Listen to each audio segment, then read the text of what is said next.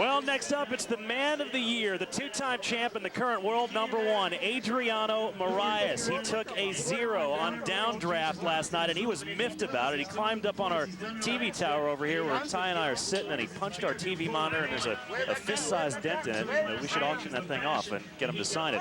This is Carissa Plains from Flying U, debuted last week in Reno. Mike Lee rode him for 86. Adriano wants to keep pace with Justin, who rode last night.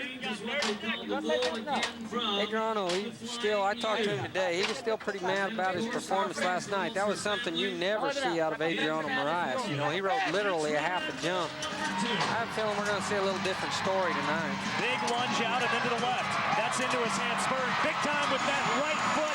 In total control is Adriano Moraes.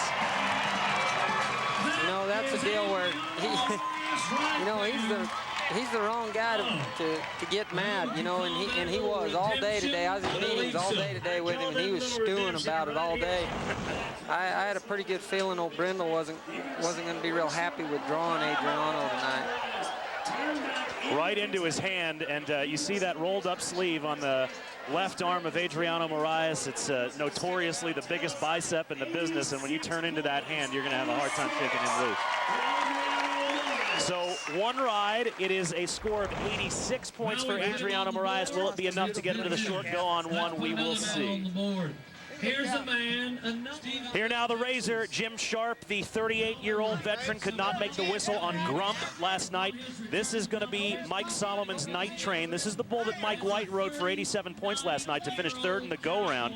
Been ridden now in all 3 of his PBR outs. Good chance for Jim to get one here and maybe make the short go. We got to see Jim. You know, like I said, Jim's been laid off for a while. He comes back. He's had these injuries. He got in a car accident the other day that was kind of bad.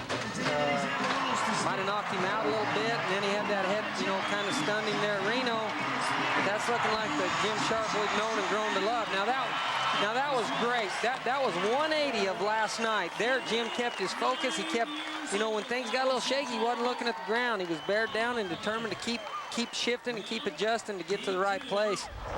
That right there is what makes Jim Sharp a 2-time world champion. Couple of big lunges straight out and then around to the right away from his hand. No big deal. The bull drifting a little bit. And let's remember, this is just Jim Sharp's 3rd Built Ford Tough Series event of the year. He's been out since last year's PBR finals, and so maybe just now refining his form. He did win the Challenger event at Dodge City, Kansas, and now finding his groove on the Built Ford Tough Series. 86 points on Night Train.